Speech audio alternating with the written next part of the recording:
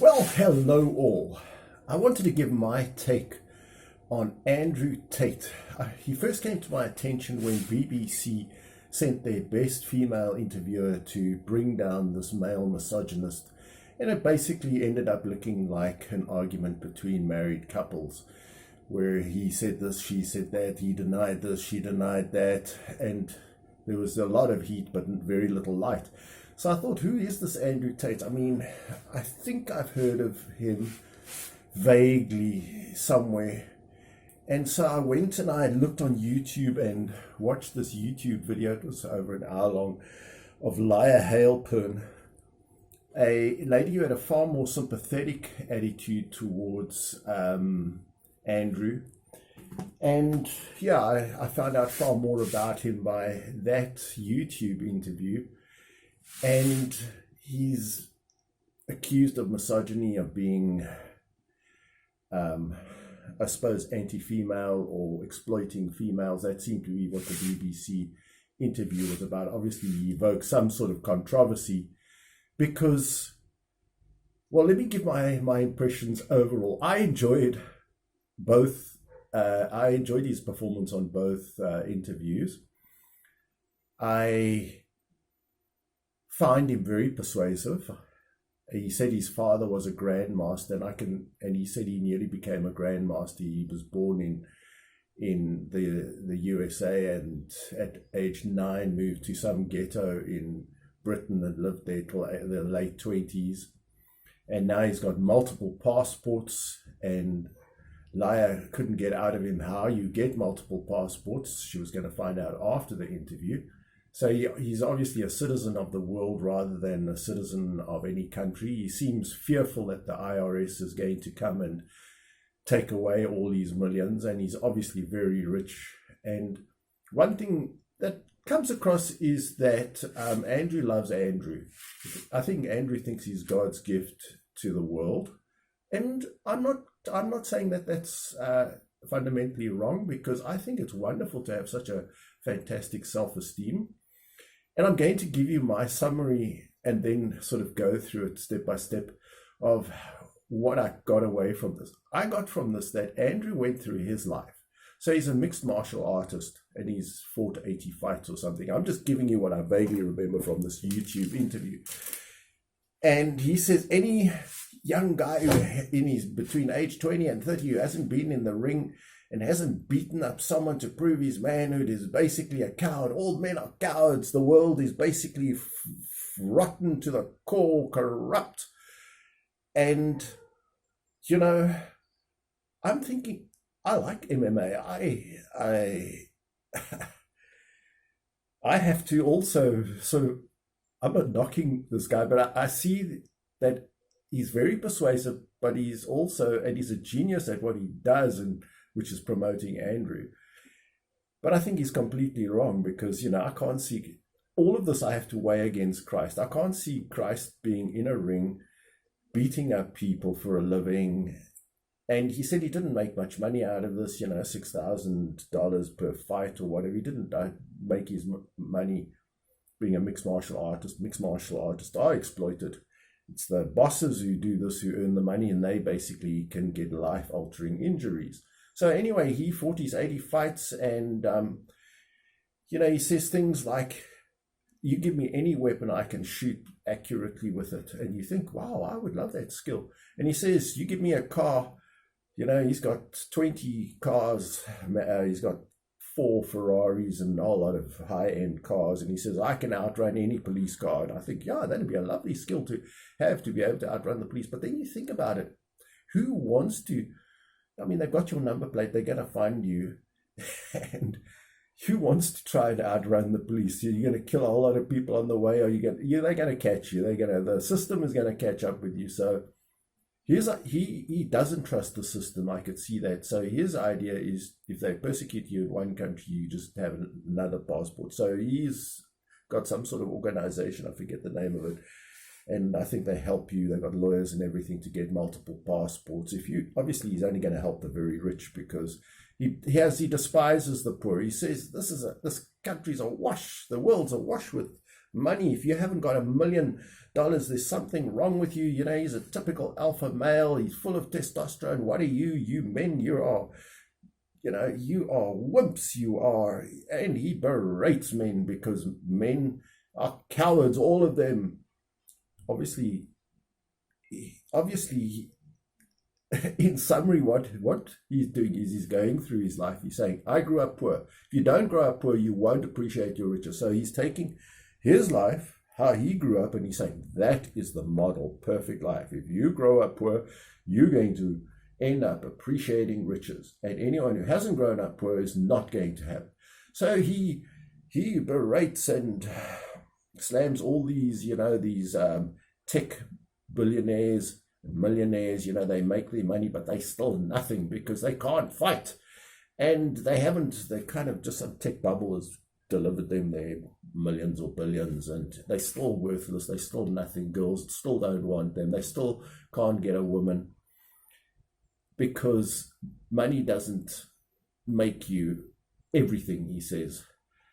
You've got to be brave. You've got to be a conqueror. You've got to be a man's man, not one of these girly men. And he says that if you're around women and nappies or diapers and babies for too long, it's going to emasculate you and it's going to suck your testosterone out of you.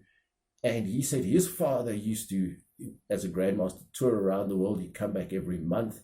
And he says, that's great. That's the way men should be. They should be out there conquering the world, making significant things, leave the woman to just handle the mundane chores.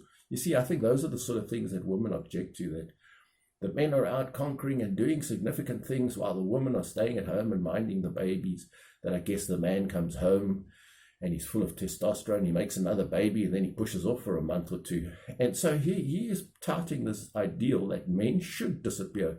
There should be a mystery about fathers, that father's home, everything changes, yay. And, if a father's at home all the time and he's there changing the nappies and looking after the baby and reading goodnight stories to the child, when father's home, it's just like normal. There's no respect for the father.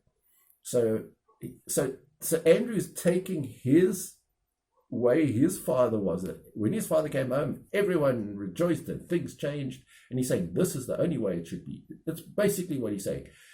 If you're not rich like I am, if you're not a prize fighter like I am, if you haven't grown up poor like I have, if you haven't got multiple passports like I have, if you can't shoot a gun like I can, if you can't drive a car like I drive, if you haven't got 4 Ferraris or at least 1 like I have, you're nothing. You're not a man. You are just a big fat flippin' zero. So I think it's wonderful that in your own mind you have got this ideal and you think it's wonderful. And then when Layah asks him, he just says God's got favorites. So where you get this wisdom from? God's got favorites. He's given me this wisdom, and this is my godly wisdom. But when you think about it, Christ wasn't rich. Christ didn't drive a Ferrari. He drove a Colt, a foal, which is the lowest end of cars in those days. Cars. He wasn't a fighter. He was meek. He didn't come to beat up other guys. Christ wasn't the ultimate epitome of a man's man, but when you put Christ and Andrew Tate together, they just like diametrically opposite. Yet Andrew will say this is what God had in mind when he invented man. and that is to be like Andrew Tate, to be a fighter, to go out, conquer the world, change things. So it's actually a great thing for your self-esteem to say, go through your own life and look at the things you've done. I mean, I could go through my own life and I could say, my life was the ideal. You've got to be a middle child like I was. You've got to grow up thinking you're poor like I did. You've got to grow up thinking you're stupid like I did. And then you've got to go and teach like I did for 46 years. And you've got to be married like I was for 46 years, because that is the only perfect ideal. And you've got to, I could turn it, if I could sell this myself as well as he did. Now, he's obviously he's a genius with words. You could see he's very fluent. And his brain works very fast and he's very persuasive. So I would do a terrible job at punting my life and saying mine was the perfect life. But if I thought about it long enough, that is exactly what he's doing. But I think the real thing is you've got to compare your life and Andrew's life and everyone's life against Christ. That is your standard. Otherwise, you've got no standard. Otherwise, you will be blown around by the Andrew Tates of the world, and you'll think, wow, I should be like this, and maybe I should go and beat up some guy. Maybe I should seek for money, even though the Bible says the love of money is a root of all evil, even though James says, woe to you rich, even though Christ says it's harder for a camel to go through the eye of a needle than for a rich man to enter the kingdom. And James slams the rich and says, you're the guys that oppress the world, It's always the rich that oppress the poor. So Andrew despises the poor and the bums and the people who got no get up and go and seem to be lacking testosterone. I don't know, do you go and get your testosterone measured somewhere? If you're not an A-type personality, a go-getter like him who could just, I suppose he says that he's always outgoing and trying to hustle and get his money and get millions. And, I would say that you would probably find a lot of shady dealings if you had to dig deep enough.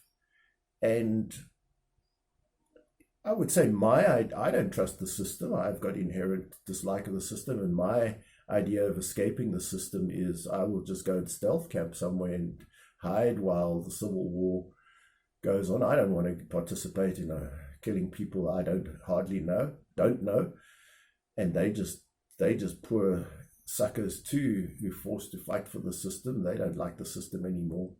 And when you think of all those men who were conscripted, I've just watched All Quiet on the Western Front, it gives the perspective of the First World War. All those men in the trenches, those millions who died, who went over the top when the whistle sounded and went to their deaths. You could say, men are just all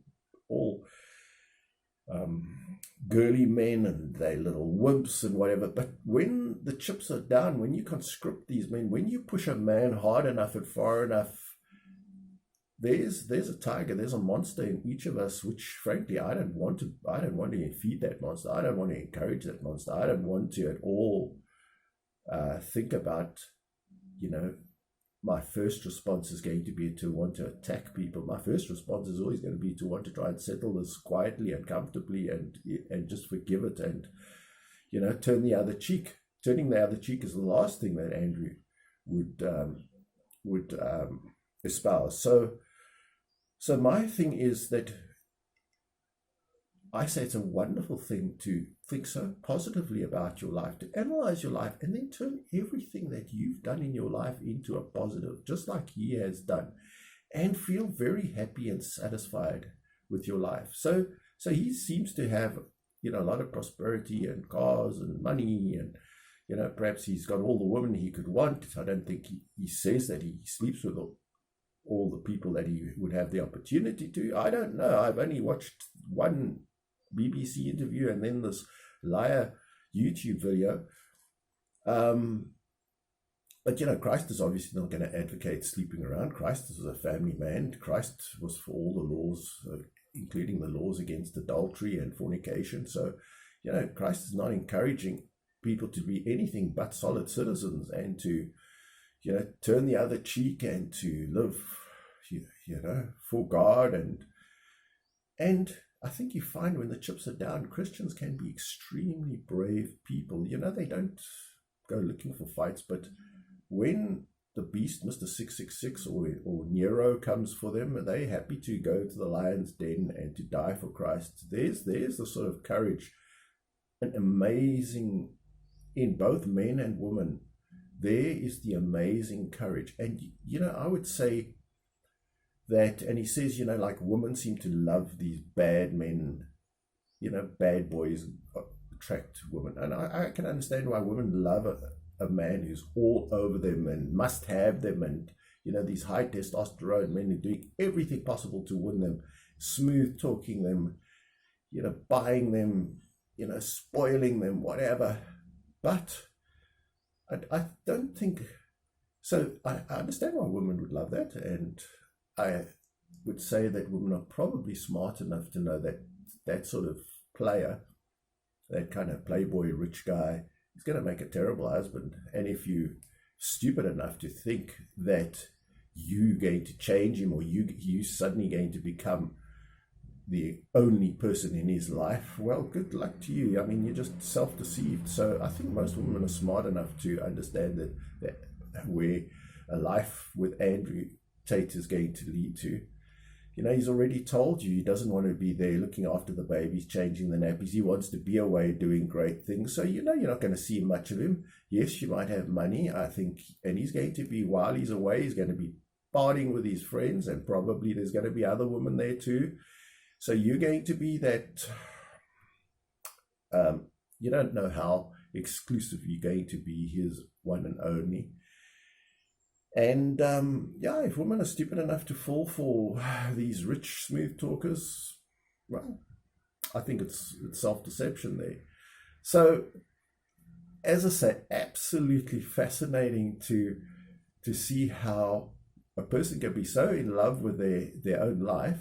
And I think that's great for your self-esteem, and it's great for your lack of guilt. You know, he doesn't have any guilt, he doesn't have any self-esteem issues, and I think it's a great thing to go and celebrate everything in your life and how all those negatives. I was so insecure as a teenager, and then I read How to Stop Worrying and Start Living, and then I started fighting against worry, and now I hardly ever worry. That happened to me.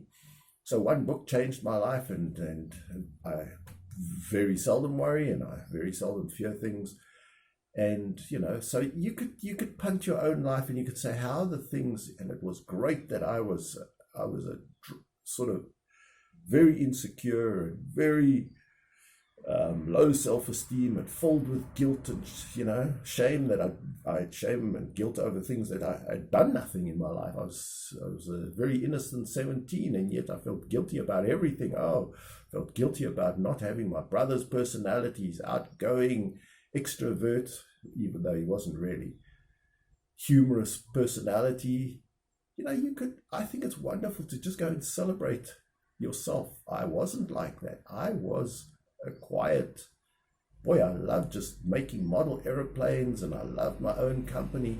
You could tout that. You could form a whole thesis. You could try and sell people on to be that way. And I'm sure if you had the gift of the gab, you kissed the Blarney Stone, or whatever they call it, and you could tout that way of life, that you must be exactly like I was and how I am, and you must be a stealth camper because you must be able to stand on your own and live on the land and live off nothing. And I've never cared a hoot about money. I've never tried to earn money. I've never tried to be a millionaire. Even when opportunities to make money arose, I was not interested. It's just a waste of time and energy and worrying about things. So you could take all these personality traits that you have, and you could turn them into, wow, if you're not like me, you're nothing. You're a wimp. You're a worthless. Okay, he's not saying that, but kind of he's saying that if you're not like Andrew Tate in every detail, you're incomplete. So I like the guy. I like the concept of just celebrating everything that you are and that you've done, and all the negatives that you've turned to positives, and how those negatives make you even more of a positive now. Yeah, I grew up poor, so I really do appreciate money. Boy, I enjoy getting a sale and just getting a few rands or dollars off any item. To me, it gives me such great joy. So rich people can't enjoy that. You could really punt all the things in your life. And that's what I get from it. I don't, if you're going to get from him that there's a certain, I didn't get really from him that he was trying to denigrate women. He's trying to create a certain type of, this is the way a man should be. And a man is a hunter. He's a conqueror. He's a life world changer. He's not a stay-at-home guy. You have to be rich, you have to drive a car, you've got to be able to fight for you, this, that, and the other. it's just not, it doesn't measure up to the way Christ was, or the gospel message. So, but again, celebrate the things that you do well, and celebrate everything in your life which he does, which makes you the person you are today, and be super happy with it, and don't feel guilty, and don't feel insecure. I think that is what I would take away from it. If you celebrate and love yourself enough, you're going to not feel guilty and insecure, and that's great. He doesn't, and doesn't sit around thinking about, am I happy today? I agree totally with that.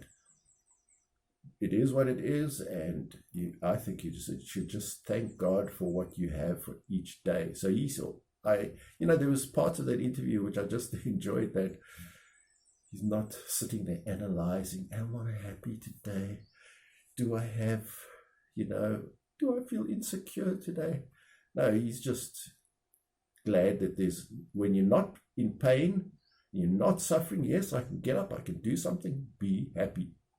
So that's my very superficial analysis of this guy, Andrew Tate.